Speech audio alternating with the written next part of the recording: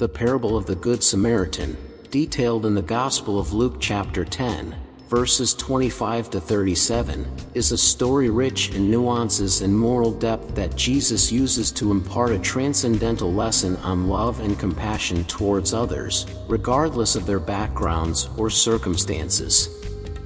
This narrative not only stands out as a fundamental pillar in Christianity, but also serves as a beacon of universal ethical guidance for humanity.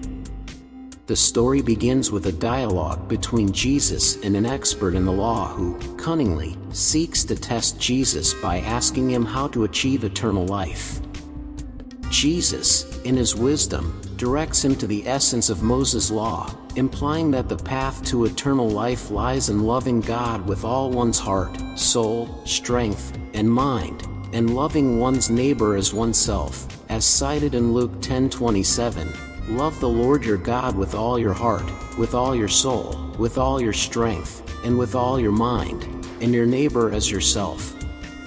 However, the expert in the law, seeking to justify his own interpretation of who should be considered his neighbor, poses another question to Jesus. It is at this point that Jesus chooses to tell the parable of the Good Samaritan to deeply illustrate the concept of neighbor.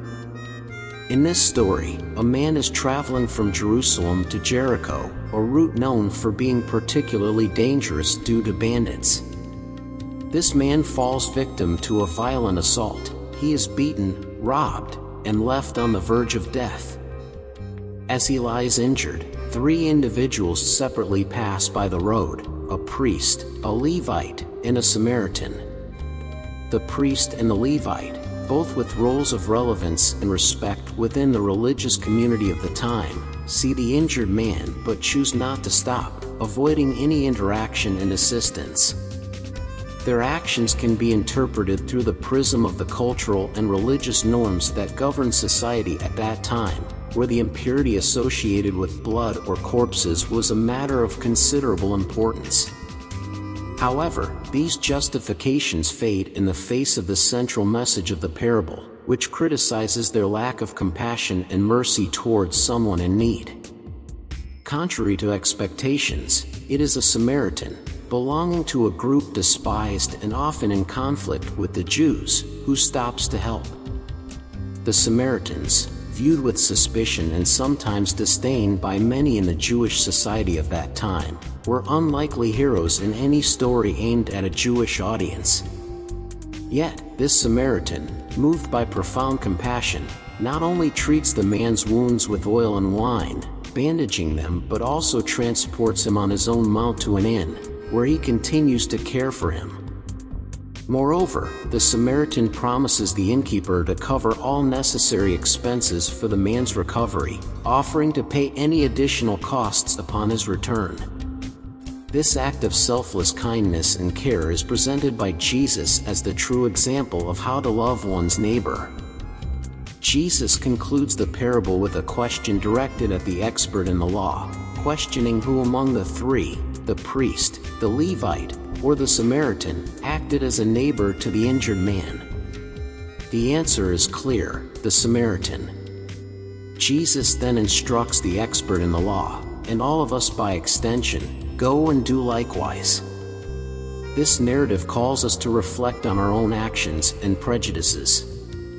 It teaches us that love and compassion toward one's neighbor transcend ethnic, religious, and cultural boundaries. Through this parable, Jesus redefines the concept of neighbor to include anyone we encounter on our path, especially those in need, regardless of their origin or social status. It compels us to consider our own responses to others' suffering and to question whether our actions truly reflect the values of love and compassion. The extensive and detailed description of the Samaritan's conduct within the parable not only serves to underscore the magnitude of his compassion but also to highlight the universality of the call to act with mercy. The Samaritan does not stop to consider the potential risks or inconveniences to himself. His focus is entirely on alleviating the man's suffering. This selfless attitude is presented as a model to follow, challenging social norms and religious expectations of the time. The story delves deeper by showing that the Samaritan assumes financial responsibility for the care of the injured man, which is significant. This demonstrates that compassion is not limited to immediate acts of kindness but also involves a long-term commitment to the well-being of another. In this gesture, Jesus is indicating that true love for one's neighbor goes beyond superficial actions and requires a tangible and ongoing commitment. The parable of the Good Samaritan transcends its historical and religious context to become a perennial lesson on the ethics of care and human solidarity. In a world where differences are often emphasized to divide and marginalized, this story reminds us of the fundamental importance of seeing each person as worthy of love and compassion.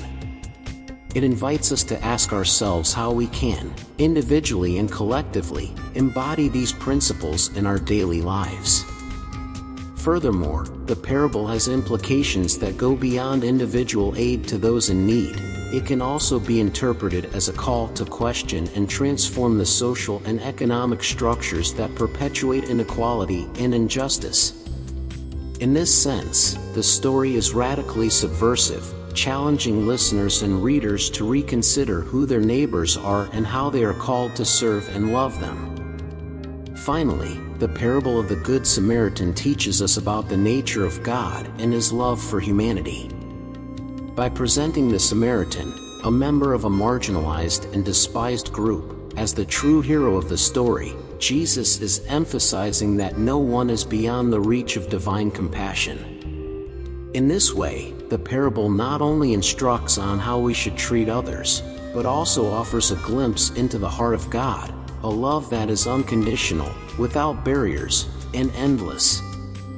Ultimately, it calls us all to be good Samaritans, not just in moments of crisis but as a way of life, actively seeking opportunities to show love and compassion in a world that desperately needs both.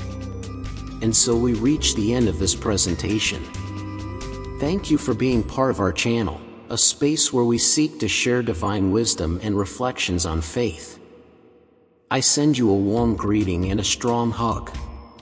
Until next time, and may God bless you.